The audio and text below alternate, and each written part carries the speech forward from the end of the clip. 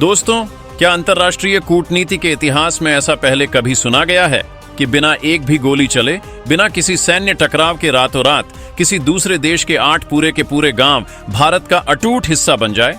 क्या आपने कभी सोचा है कि सीमा पर लगी कंटीले तारों की फेंसिंग कैसे किसी देश का भूगोल और वहां के हजारों लोगों का भाग्य हमेशा हमेशा के लिए बदल सकती है? और आखिर ऐसा क्या हुआ कि बांग्लादेश पुलिस और वहां के रणनीतिकार अचानक इस कदर बौखला गए कि ग्राउंड जीरो पर दोनों देशों की बंदूकें आमने सामने तन गईं? आज हम सरहद की उस सबसे बड़ी और ऐतिहासिक हलचल का एक एक सच आपके सामने रखने जा रहे हैं, जिसने न सिर्फ दोनों देशों के कूटनीतिक गलियारों में भूचाल ला दिया है, बल्कि भारत की आंतरिक सुरक्षा और संप्रभुता को एक नया सुरक्षा कवच भी दे दिया है। ये कहानी जितनी सीधी और सरल दिखाई देती है, जमीनी हकीकत पर इसके मायने उतने ही गहरे और गंभीर हैं। पूर्वी सरहद पर भारत ने जब से अपनी सुरक्षा को पुख्ता करने के लिए कंटीले तारों की फेंसिंग का काम युद्ध स्तर पर तेज किया है, तब से वहां हर रोज कुछ न कुछ ऐसा नया हो रहा है जिसने दोनों देशों के बड़े बड़े जानकारों को हैरान परेशान कर दिया है।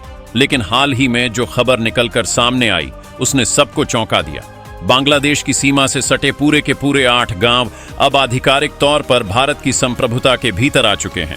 जैसे ही इन गांवों के भारत में शामिल होने की कानूनी और प्रशासनिक प्रक्रिया पूरी हुई, वैसे ही हमारी सीमा सुरक्षा बल यानी बीएसएफ के जांबाज जवानों ने बिना एक पल गंवाए इन गांवों के पास से गुजरने वाली अपनी सुरक्षा सीमा को आगे बढ़ा दिया।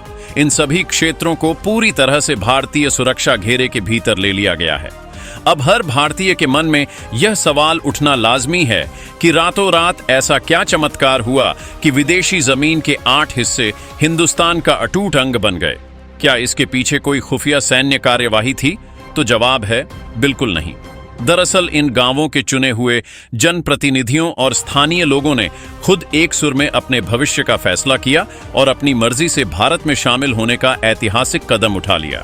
यह फैसला कोई अचानक या जल्दबाजी में लिया गया निर्णय नहीं था। इसके पीछे इन ग्रामीणों की सालों की बेबसी, कड़क कूटनीति और अपनी मातृभूमि जैसी दिखने वाली भारतीय मिट्टी के प्रति अगाध प्रेम की एक बेहद भावुक और रणनीतिक कहानी छिपी हुई है।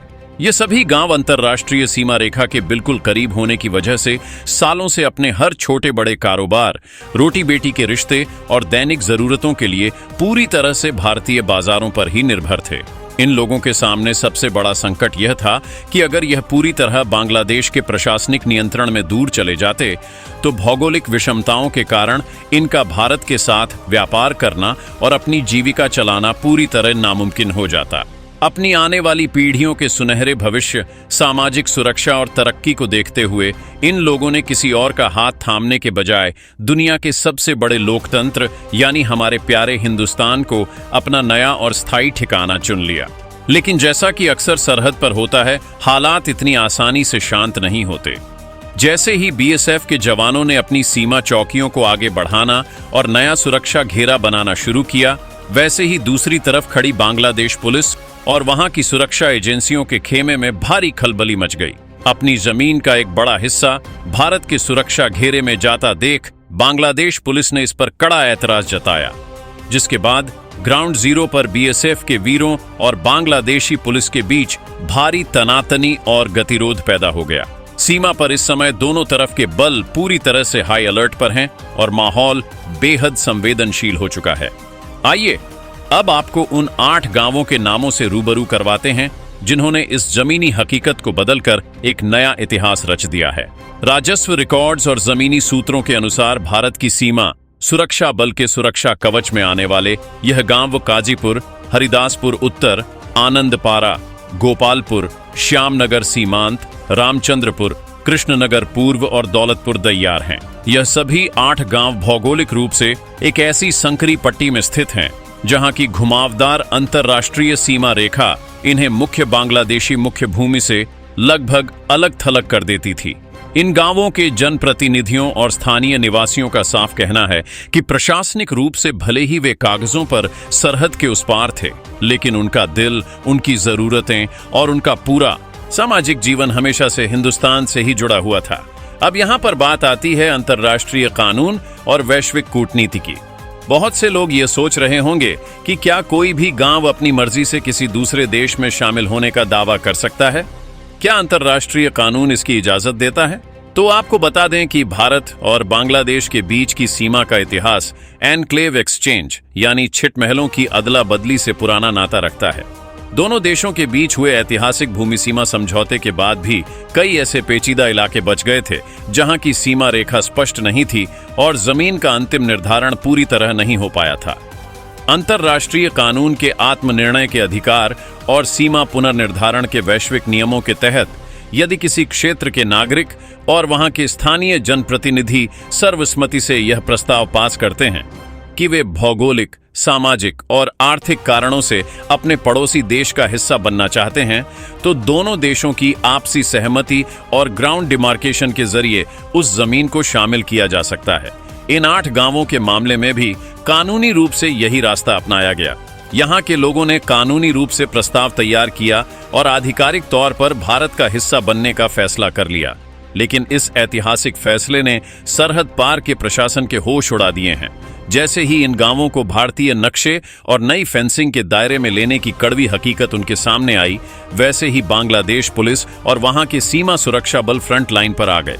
उनका दावा है कि भारत अंतर्राष्ट्रीय संधियों का उल्लंघन करके उनकी जमीन को अपने नियंत्रण में ले रहा है, जबकि बीएसएफ के अधिकारियों ने 2 टूक शब्दों में साफ कर दिया है कि यह पूरी तरह से वैध, शांतिपूर्ण और स्थानीय नागरिकों की मर्जी से लिया गया फैसला है। इसी वजह से ग्राउंड जीरो पर इस समय भारी गतिरोध और तनातनी बनी हुई है। दोनों देशों के जवानों की मुस्तैदी के बीच फ्लैग मीटिंग्स का दौर भी शुरू हो चुका है ताकि स्थिति को नियंत्रण में रखा जा सके। आखिर इन 8 गांवों के आम नागरिकों और वहां के जनप्रतिनिधियों ने ऐसा ऐतिहासिक कदम क्यों उठाया? क्यों उन्होंने कागजों पर पड़ोसी देश का नागरिक बने रहने के बजाय आधिकारिक तौर पर भारत की सुरक्षा और संप्रभुता को गले लगाना बेहतर समझा?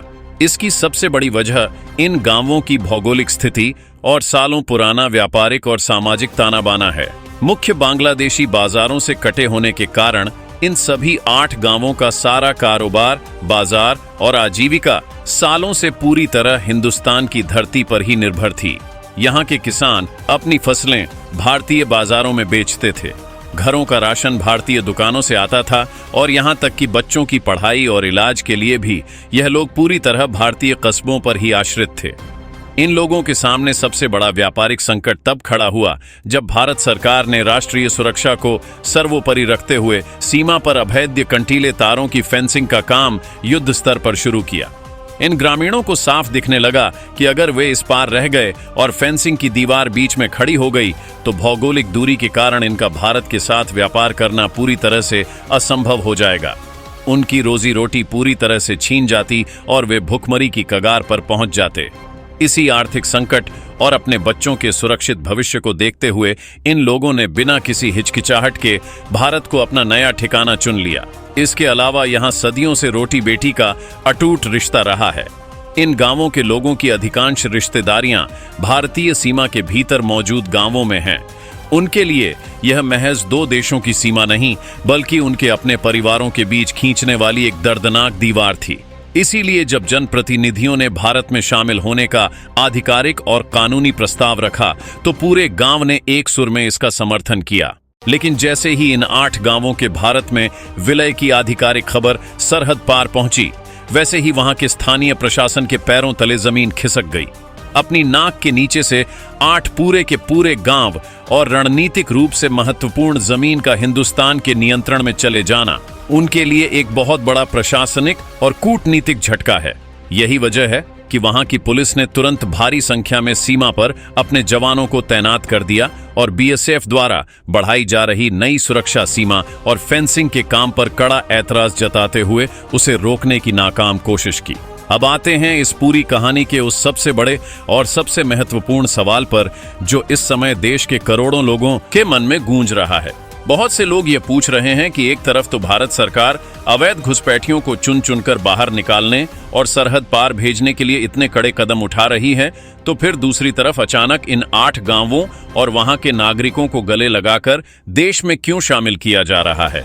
आखिर भारत की इस रणनीति के पीछे का असली सच क्या है? इस विरोधाभास को समझने के लिए हमें इन गांवों के जनसांख्यिकीय ढांचे और भारत सरकार के एक बेहद ऐतिहासिक कानून को समझना होगा।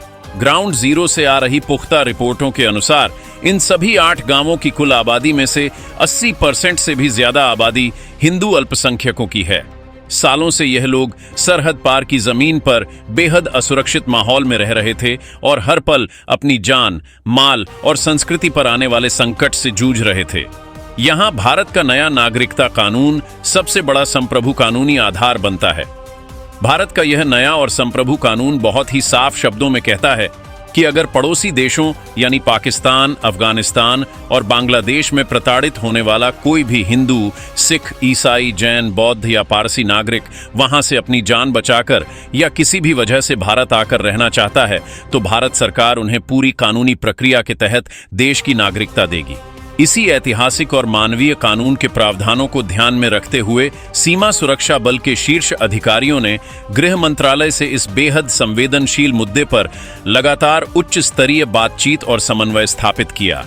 कानून के इन्हीं ठोस नियमों को ढाल बनाकर और गृह मंत्रालय से हरी झंडी मिलने के बाद ही बीएसएफ ने इन 8 गांवों के स्थानीय जनप्रतिनिधियों के प्रस्ताव को स्वीकार किया और उन्हें आधिकारिक तौर पर भारत के नक्शे और सुरक्षा घेरे में शामिल कर लिया। यह कदम उन अवैध घुसपैठियों के खिलाफ चलाए जा रहे अभियान से बिल्कुल अलग है, जो बिना किसी वैध दस्तावेज के देश की आंतरिक सुरक्षा को नुकसान पहुंचाने के लिए भारत में दाखिल होते हैं। यहां बात उन प्रताड़ित अल्पसंख्यकों की है जिन्हें भारतीय कानून के तहत शरण और अधिकार देने का वादा खुद देश की संसद ने किया है। यही वजह है कि भारत सरकार ने इन 8 गांवों के नागरिकों को अपनाकर सरहद पार बैठी ताकतों को एक बहुत ही कड़ा और स्पष्ट संदेश दे दिया है। इस पूरे घटनाक्रम को अगर हम व्यापक भू, राजनीतिक और सामरिक नजरिए से देखें तो यह बात पूरी तरह साफ हो जाती है कि यह बदलाव केवल कागजी नहीं है। यह नए भारत की उस दृढ़ इच्छा शक्ति का परिणाम है जहां राष्ट्रीय सुरक्षा और मानवीय दृष्टिकोण दोनों को एक साथ प्राथमिकता दी जा रही है। गृह मंत्रालय के कड़े अल्टीमेटम के तहत अब इस नई सीमा पर भी आधुनिक तकनीकों और स्मार्ट फेंसिंग का काम बेहद तेजी से शुरू किया जा रहा है। जैसे ही यह नया सुरक्षा घेरा पूरी तरह बनकर तैयार हो जाएगा, वैसे ही इन 8 गांवों के नागरिकों को भारतीय मुख्य भूमि से जोड़ने वाले सभी प्रशासनिक और बुनियादी ढांचे को भी मजबूत कर दिया जाएगा।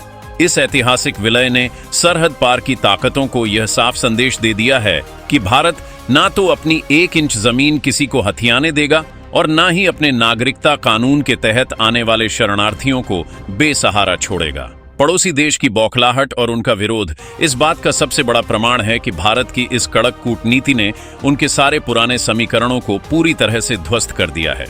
भारत बांग्लादेश सीमा पर हुआ यह ऐतिहासिक महाविस्तार और बीएसएफ के जांबाज जवानों की यह कड़क मुस्तैदी साफ बयां करती है कि आज का हिंदुस्तान अपनी सुरक्षा प्राथमिकताओं को लेकर किसी भी अंतर्राष्ट्रीय दबाव के सामने झुकने वाला नहीं है। नागरिकता कानून के मानवीय आधार पर लिया गया यह फैसला इतिहास के पन्नों में स्वर्ण अक्षरों में दर्ज होने जा रहा है। ग्राउंड जीरो पर बीएसएफ ने जिस सूझबूझ और दृढ़ता के साथ गतिरोध का सामना किया है, उसने देश के हर नागरिक का सिर गर्व से ऊंचा कर दिया है। यह महामिशन अब अपने अंतिम पड़ाव की ओर बढ़ रहा है और सरहद की यह नई दीवार देश की आंतरिक सुरक्षा के लिए एक अभेद्य कवच बनने जा रही है। इस विशेष तथ्यात्मक और राष्ट्रहित से ओतप्रोत खोजी रिपोर्ट को अपने दोस्तों और परिवार के साथ ज्यादा से ज्यादा शेयर करें ताकि हर सच्चे नागरिक तक देश की संप्रभुता से जुड़ी यह कड़क जानकारी पहुंचे। अपना और अपने परिवार का पूरा ख्याल रखिए। मिलते हैं आपसे अगली एक और कड़क और सनसनीखेज रिपोर्ट में।